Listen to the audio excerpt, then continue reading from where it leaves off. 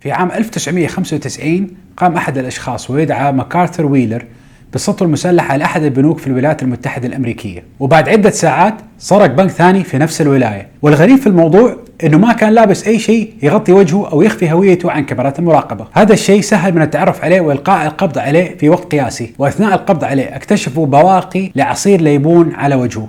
واثناء التحقيق معاه اكتشفوا انه هو طبيعي جدا ما عنده اي مشكله، لكن كان يعتقد ان الخصائص الكيميائيه لعصير الليمون تجعل وجهه مخفي امام كاميرات المراقبه. وبعد انتهاء التحقيق قال لهم انا بسال سؤال واحد بس، انتوا كيف اكتشفتوني؟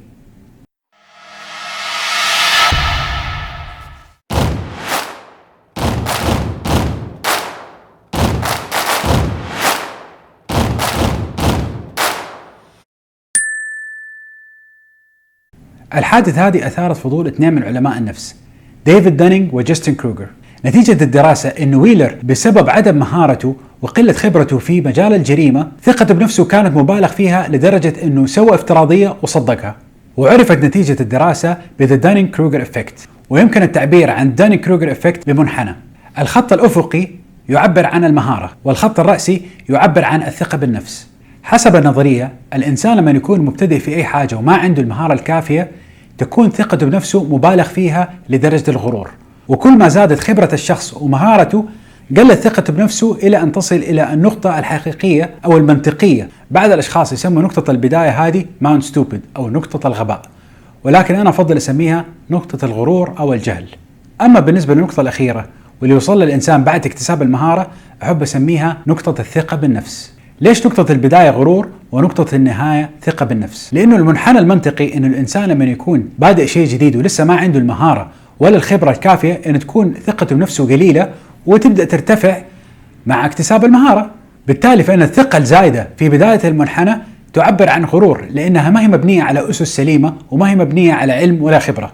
أما نقطة النهاية فالإنسان يكون اكتسب من الخبرة والمهارة اللي يهيئه إنه هو يقدر فعلا يقيم نفسه بالشكل الصحيح، وهذا ما يسمى بثقة النفس. عشان كده إذا قابلت شخص مغرور أو ثقته بنفسه متزايدة، خاصة إذا ما كان حقق شيء، أعرف على طول إنه هو في بداية هذا المنحنى. أنا أدعي إنه السبيل الوحيد للتحرك في هذا الكيرف هو عن طريق الفيدباك أو آراء الآخرين. عشان أبسط الموضوع، الإنسان عادة ما يقدر يشوف غير منظور واحد، ولهذا السبب لازم يستعين بمنظور الآخرين للإحاطة بكل الجوانب. لما تروح لحلاق بعد ما يخلص بيمسك لك مراية، ليش؟ عشان يعطيك منظور بدونه ما تقدر تشوف كل الجوانب. أحيانا المنظور هذا يضايق، يعني أنا من الناس أكره هذه الفقرة مع الحلاق، لأنه أنا عندي صلعة صغيرة في رأسي، فلما أشوفها أتضايق، ولكن أنا غصبا عني لازم أطالع في المراية وإلا ما حقدر أعرف أنا كيف شكلي. نفس الشيء بالنسبة للرأي الآخر، أحيانا بنسمع أشياء ما تعجبنا، ولكن هي السبيل الوحيد إنه إحنا نقدر نعرف نفسنا ونقدر نطورها.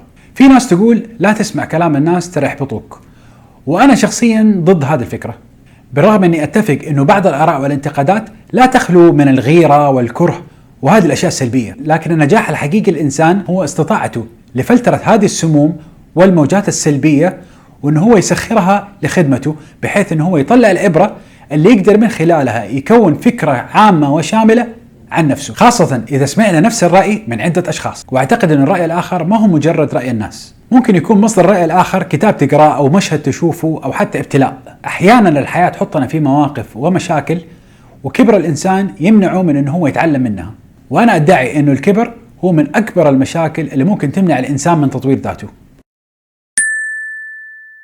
في النهاية حابب أختم بمقولة لابن النفيس تقول: